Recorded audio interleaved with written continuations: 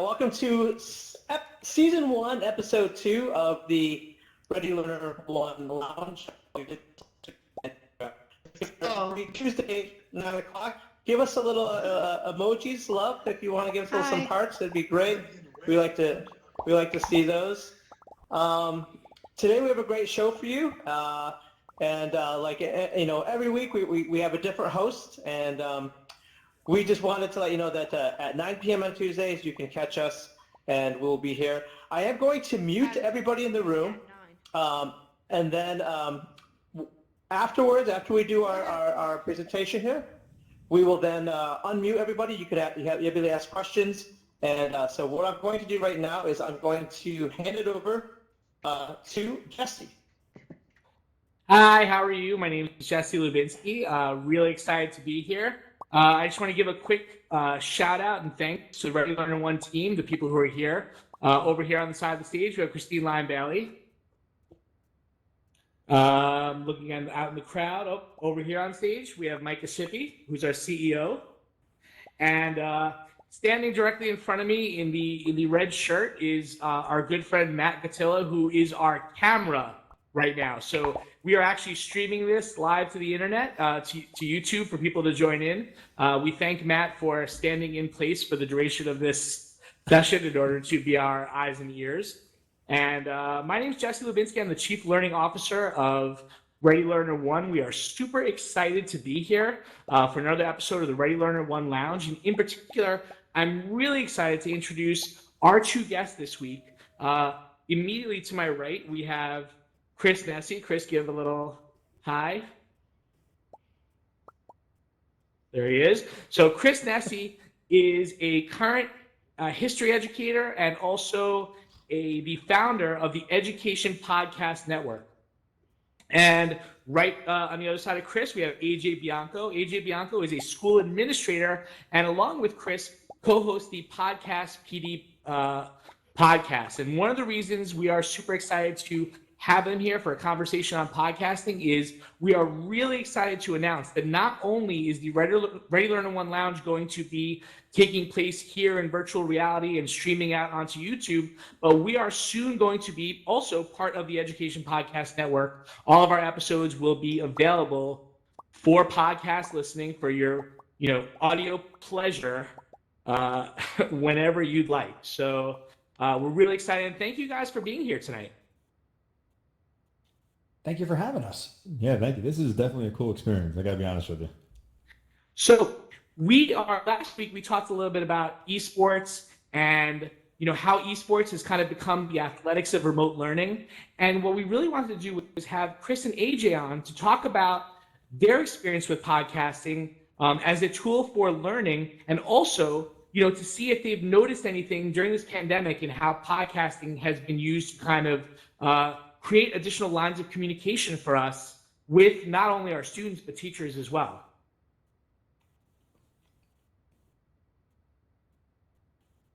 So I'll kick it over to you guys. What have you noticed about podcasting in terms as a tool for learning, especially during this pandemic? The first thing I've noticed is that there are more teachers being asked to create content. So you have more educators creating screencasts. They are making videos that they're putting out on YouTube. They are trying to reach their students through different forms of communication than would have been even possible prior to this. So again, with a lot of teachers exploring, that opens the door to new mediums of creating content, of which podcasting is definitely one of them. And I'm seeing AJ, how about from the school administrator perspective? And I think the podcast that people are kind of gravitating to right now, I think people are looking for that connection. They're not in their classroom, they're not in their schools, they're looking for somebody that they can talk to. They're looking for somebody that can kind of get on the same wavelength as them. And I think podcasts are doing that for a lot of people, whether it is a live podcast or something they've been holding on to. But I think this communication is really becoming very popular to help with that connection that they're missing. One thing I've noticed, especially since the pandemic has started, has been most of my podcast listening happens in the car when I'm driving to and from work or just going locations. And I have been in my car much less. So I've actually had to make much more of a conscious effort to find time to listen to podcasts. Have your listening habits changed at all since this has all started? 100%. For me, Also go ahead, Chris. no, that's great. Also a 45-minute commute to and from my school, which was prime podcast listening time, and that has certainly adjusted to listening to podcasts. When I'm making breakfast, with my kids, that I'm home now during the day, going on more walks and runs where I can, throw the earbuds in and. I even, found a couple times where I just went for a drive and cruised just so I could listen to some podcasts. And for me, I haven't been listening to as many podcasts as I usually would. I listen to it in the car. I listen to it while I'm doing yard work, or if I'm, folding laundry or working out. Unfortunately, when I put the headphones in and my kids are around, they gravitate toward me. Oh, what are you listening to? What are you listening to? And while I want to share that with them, I find that I can't focus on what I want to hear, because I usually like to take notes while I'm listening to the podcast. So for me personally, I have not been able to listen to a lot unless the kids are in bed, or I'm actually getting out in the yard or doing that, or if I'm working out. But with so much on our plates right now, I feel like I haven't been able to do a lot of the things that I usually do. And I think you guys touched on a really important point about content creation. At a time like this, really shifting our emphasis from just learning from, existing texts or existing resources to actually being content creators is a really important shift, because it's a more active approach to learning. I think that's counterbalanced with the struggle of teachers trying to learn how to create with new technologies or platforms that they're not familiar with. Have you noticed any type of struggle in terms of teachers being able to start to create podcast type content? I've seen it, and again, I'm in a high school, and the students have Chromebooks that are available to them, that they got them before we went out, and I'm corresponding. I'm not an official tech coach in my school, but I am that guy. So I am supporting. Every school has that guy. Yeah, so I'm that guy in my school. And, I'm supporting my colleagues as best I can with, again, how can we create audio content? How can we create screencasts? I'm as much as I love podcasting, I don't force it upon people, even now. I mean, now is not the time to go totally brand new with technology, but if it's not creating content, it's finding content that's already created and maybe turning your students into podcast listeners by finding appropriate content-driven content based on what you teach. And for me, I'm at a K-8 district, so we're going to start pushing out ideas with creating content, especially with podcasts. It's something that our superintendent, he knows that I do our podcast, and he's interested, but it's not something I was able to push out this first year, or this first 6 months in this position that I've been in. But I got to be honest, the creation has been fabulous by our teachers. They've been doing Screencastify videos now since beginning or middle of March. And I think that is something that we can definitely build on going forward. If I can show them that they can put their voice out there for something, this really might be something powerful to get started in the school, and find that one teacher who enjoyed making the Screencastify screencasts, that this really might have a jumping point and really get kids involved as well. What are some of the ways that you've seen educators trying to implement podcasting as a learning vehicle? Are there any that stick out that are memorable for you? Chris, I'm going to let you take that, because I know you speak about what you're doing right now. Well, I'm taking the approach of, I'm doing a lot of live streaming. So whereas many teachers are doing, Zoom and Google Meets, I'm actually live streaming my classes on YouTube to private streams. And that's allowing me to leverage the power of YouTube, the YouTube chat, and bringing kids on to the live stream who have questions or different ways to engage. And I can then take the audio from YouTube and make it available after the fact. So the video is available for kids who can't come live, or I'm also making the audio available as well. So I'm taking the live stream similar to what we're doing here right now.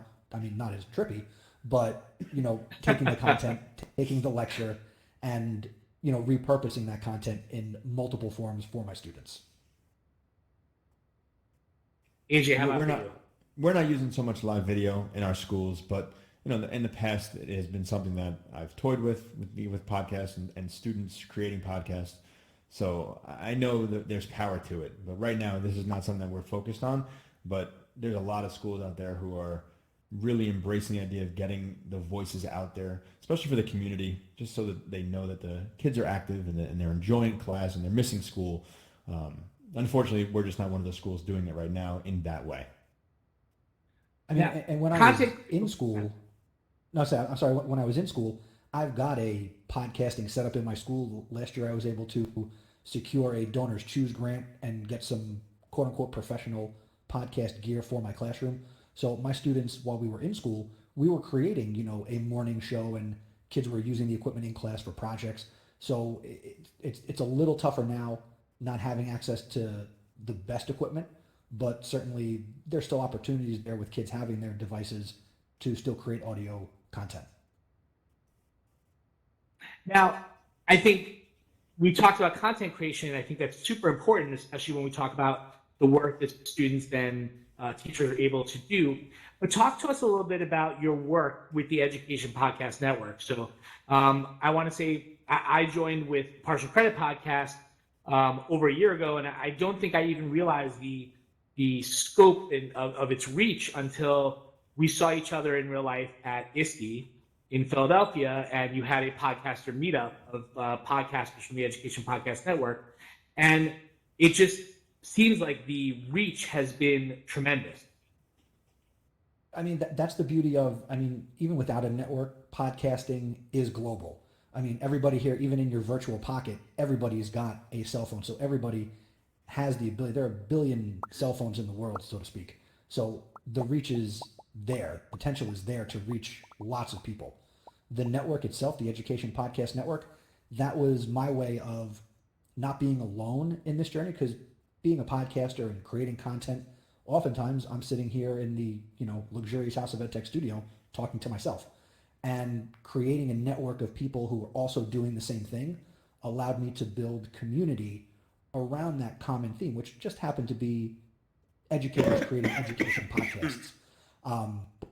So that's really where it stemmed when I started it back in 2015, is I wanted to connect with other people doing what I do, teaching and creating content. And so talk to us about the podcast that you guys are a part of now. So Chris, I know you host the House of EdTech, and that you both, along with Stacey Lindis, co-host the Podcast PD podcast. Tell us a little bit about what they focus on and your audience. Well, AJ, let me kick it to you. Talk about Podcast PD before I talk about House of EdTech. Yeah, so a couple years ago, and I don't want to get the year, I think it's about 2015 if I'm correct. Me, Chris, and Stacey were just kind of on Twitter, and we were having a conversation about podcasts, and it was based on a blog that Stacey had written, who's our third co-host, and she's amazing. And we enjoyed the conversation about how we use podcasts in our daily life, whether it is educational, whether it is for self-esteem purposes, whatever the case may be, or just learning in general. We started getting to talking and figuring out that we all have a common interest, and we started using Twitter as a place where we were talking about podcasts. And Chris, being Mr. Podcast, he was the one who said, you know what, we should really take this somewhere and we can make our own podcast. So we created Podcast PD, which came from a Twitter chat and a conversation to an actual real podcast. And what we do is we talk about all topics in education, dealing with any professional development you would get as an educator, from social emotional learning to assessment to just any kind of teaching tool that comes across, whether it's technology or if it's just old school traditional ways of teaching. We're talking about it. I mean, we want to help teachers. We want to help individuals who are interested in education. We want them to learn and to kind of gel with us and vibe with us as we go on our journey as to what happens in a school every day. And the goal of that is, we market it as, it's like the PD you get in a faculty meeting or on a PD day, except you'll have more fun listening to the three of us and, being involved in the conversations we're talking about. I mean, just the other night, we had a great conversation with a North Jersey educator all about grades and standards-based grading and how we can shift and look at grades. So we hit on all different topics in education, which is, really a lot of fun. And if you're looking to get started with a podcast, does it require like some heavy duty equipment? So for those of you listening from home, on the screen behind us, there's a picture of Chris with his super duper podcasting setup. Like, what type of equipment do you need if you want to just get going with a podcast? Well, I mean, the first answer, of course, is you need to spend thousands of dollars to get started. So if you don't have the money to spend, I mean, give up now. No, clearly not the actual answer. Again, we go back to the idea of everybody here has a smartphone in their pocket. You can start a podcast. It's that simple. Just press record. You can record in an audio notes app. You can easily get something published and share it out there. And if you want to go further, sure, you can spend, $100 and get a decent microphone, start to get some hosting.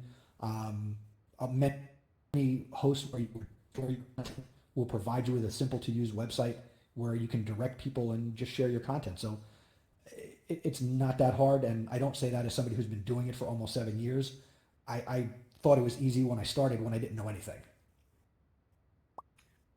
Tell us a little bit about the House of EdTech podcast. Well, that podcast, I started it in 2014, and I started it because of my my passion for education technology.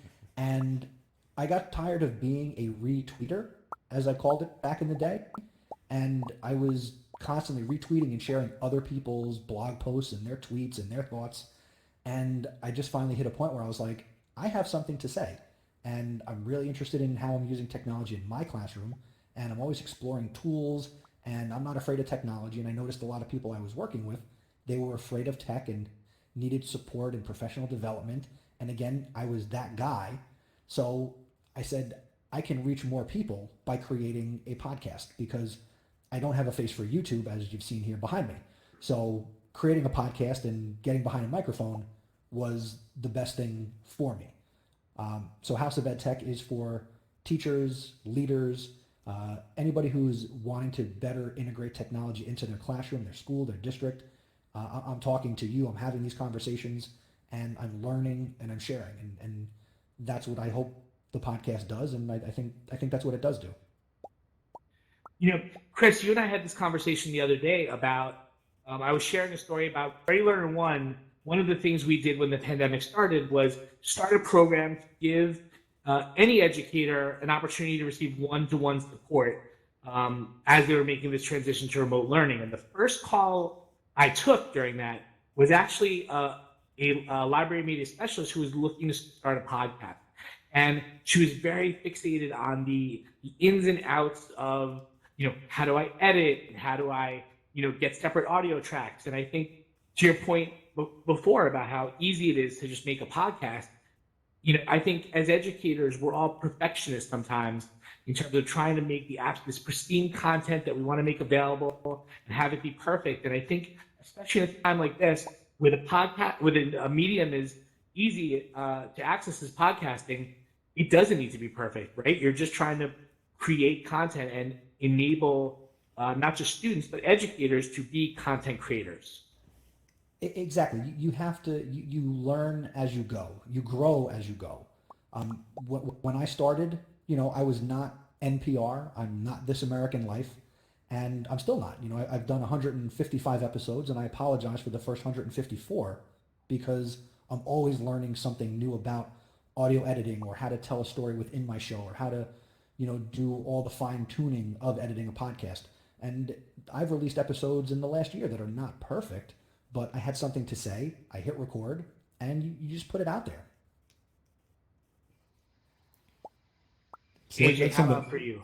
Yeah, that's something I struggle with. So, I can't hide from this. I've been toying with the idea of wanting to start a podcast, and I have everything set up, and I just haven't been able to just sit down and record it. And whether it's the fact that I'm, nervous about putting my voice out there, or not figuring that if it's perfect, people are going to listen, everything is ready to go. It's just me. I'm holding myself back. So that idea of perfection, especially to someone like me who wants everything in a row, ready to go, as I start recording, it makes me a little nervous. But, I put this one out here with Podcast PD, and we've been doing it for so long.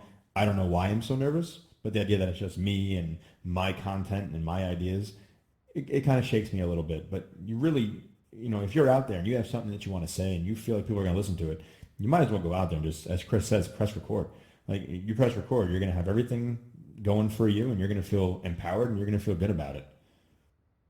I had somebody reach out to me yesterday on a DM on Twitter, pitching an idea of what they were considering starting their podcast about. I don't remember what the topic was, but it wasn't one it wasn't a unique topic. So there are already podcasts out there about this topic.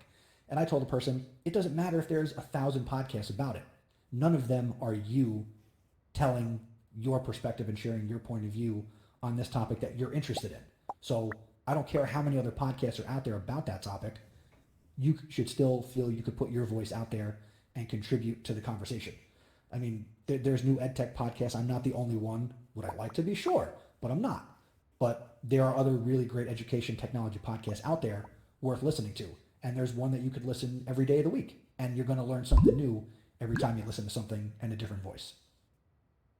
So before we turn things over and give the crowd an opportunity to ask some questions of you, my last question for you is, where do you see this medium evolving over the next couple of years, especially considering how we don't know where things are going with the pandemic, and how long before life starts to kind of resemble what we're used to as normal. How do you see podcasting play a role moving forward, and where do you think it's going? AJ, you want to go first? Yeah, I'll jump with this one. So I think people are going to start creating more. I don't know if it's going to be educators, but I feel like people are going to start putting out their voice more, because as we sit back and we see these different things going on in our society, in our communities, we're going to want to share our voice. I said it before, we're looking for that connection. We're looking for the empathy with somebody else, and just putting our voice out there might be the way that people cope with this. I would hope that educators are the ones who start putting their voice out there and talking about what's going on in their classroom and how it's impacting them, and all that, whatever the case may be. I think that this is only going to continue to grow. The numbers were out there a couple of months ago that podcasts are becoming very popular, and there's more live podcasts than there are inactive podcasts. And I think it's really going to be powerful as we go forward. I'm going to piggyback on that and agree that there is going to be a lot of growth in creation.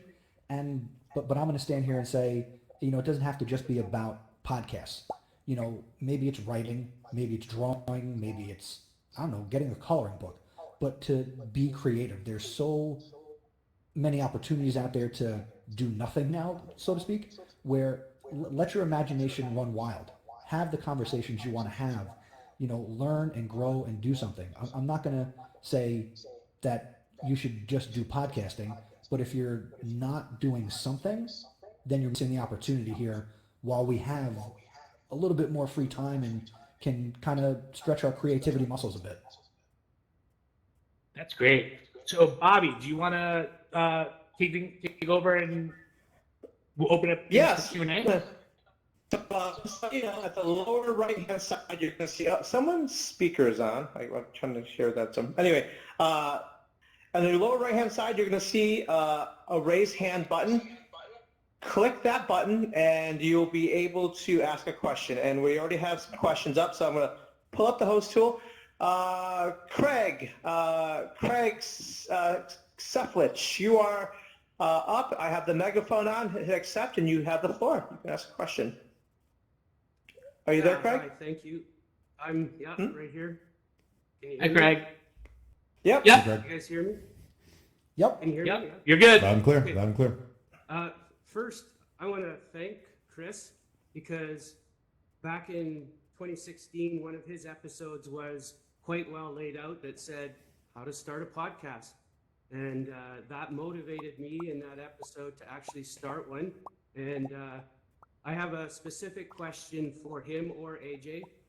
I listen to the House of Tech as well as Podcast PD religiously. So my question is, Chris, you mentioned that there are opportunities for people to use something like StreamYard to stream their podcast, as opposed to, I took your suggestion, Chris, and I use Zencaster, which isn't video, it's just audio. What are the pros and cons to running a podcast where you have video and you're streaming it, versus just going pure audio with a program like Zencaster? Well, I actually have an opinion on this one. Go ahead. Chris actually helped our podcast, Partial Credit, transition from Zencaster to Squadcast, which is almost like a Zoom or a Google Hangouts where we could see all of our video streams. Now, I don't know about when AJ and Chris are together trying to record a podcast, but when I'm with my two co-hosts, we're always like battling to get our words in. So having the video has been really helpful in terms of allowing us to give each other visual cues, like holding my finger up to make sure to let them know like I want to speak or something like that. With Zencaster, I felt like we were always stepping on each other. As the editor, I can attest to that. But Craig, first, I'm sorry you listened to both of those podcasts. That's a lot of me, and no, but thank you. I think I agree with what Jesse said. Zencaster is a great tool if you want to record both sides of the conversation, get that multi-track audio, and something like Squadcast lets you do the same thing, but you get the video cues when you're communicating. And what we do with StreamYard, that's just because Google Hangouts on Air went away, and this is a great tool that lets us do that, and we can pull in guests, and it also allows us to leverage the power of YouTube with the chat, and people get YouTube, so it's a way that we can easily record and put our stuff out there. Do you lose audio quality when you go towards both video and audio? Absolutely, yes. There is a loss in audio quality, but it's negligible. So you say you listen to podcast PD for the last month when we've been producing weekly episodes. That audio is just, I'm taking the audio from a YouTube video and ripping the audio out that's compressed on YouTube, so it's not as high quality. But you tell me, have you noticed a difference in the quality over the last month, let's say? No, not enough to notice, no. Then maybe I shouldn't be paying $200 a year for Squadcast. I don't know. Awesome. Thanks, Craig, for your question. I'm going to go on to the next one. I really appreciate that. We have Angela. You now have the megaphone. There you go. Okay, wonderful. Thank you. I just wanted to ask, when thinking about YouTube versus podcast versus maybe even VR and other platforms that can be used to teach, I'd like to know if anyone knows like the numbers or the statistics on which are more popular and which are more effective. With regard to, say, an audio podcast versus a YouTube channel? Yes, versus YouTube versus like VR versus just other different types of platforms, which I guess which are more effective in terms of engaging the student and just their overall experience, likability, that sort of thing. If I can, my thought would be, especially at this time, if we're doing more virtual teaching, some of what we might be doing might be more visual. If we need to share our screen or model something on video, that's not necessarily going to translate well into an audio only experience. So depending on the platform you pick, it's important to cater to how the audience is going to interact with your content. So if you're making videos, you have to realize that in order to consume that content, if it needs to be seen, they need to dedicate time to sit and listen and watch. I can't watch a YouTube video while I'm mowing my lawn, but I can listen to an audio podcast. Students can't, they could watch YouTube videos on the bus. They could listen to something else. It just depends on who you're trying to reach and getting inside the head of that avatar to think about, all right, how will they best consume this content? Okay, and then just the second question is, how do you think about content? Like, what are some of the questions that go in your mind when you're trying to figure out what am I going to talk about tomorrow, or how do you handle that creative process? I'll speak to that for House of Ed Tech. AJ, you take it for Podcast PD. So for House of Ed Tech, I am similar. If you've heard the term patient zero, I am learner zero on my podcast. So I'm creating content. I'm creating content and asking the questions that I want answered. And I do integrate audience feedback, but I'm creating the podcast episodes that I want to listen to, and I'm getting the guests that I want to speak with. So it just so happens I'm sharing those conversations for anybody else who wants to listen. So it starts with, what do I want to learn and how can I create content around that? And also over the last few years, I will go out to Twitter and Google and I will see what other people are talking about and what they're curious about. And I will also try to create content for the masses. And I think it's the same thing when we look at Podcast PD. I think we kind of look at the trends that are out there, figure out what teachers need the most and how we can deliver to them. Over the last month, as Chris had mentioned, we've been doing our live show because we want to be able to help teachers during this time, during this pandemic. How are they in their classrooms? What are they doing? What could they use? What could they be doing differently?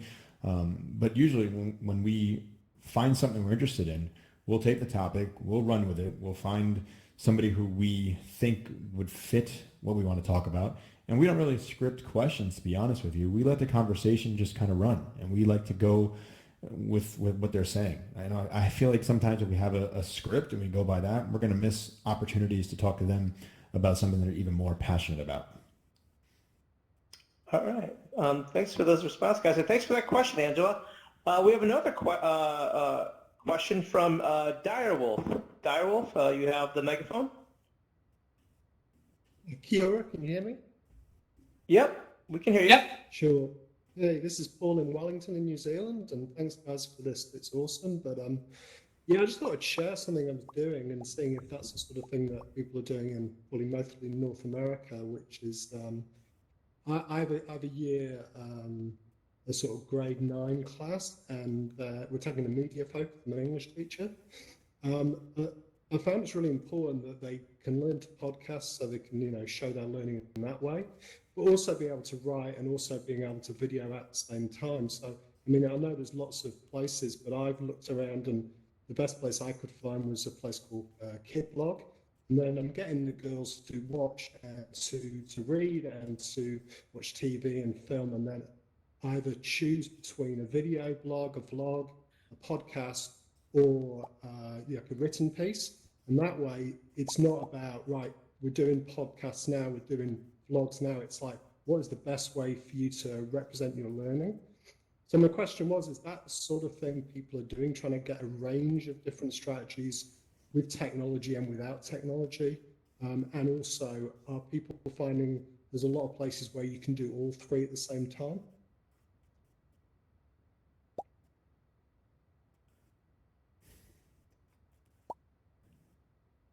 I'll jump on that first. I think, like with technology, we want to be device agnostic.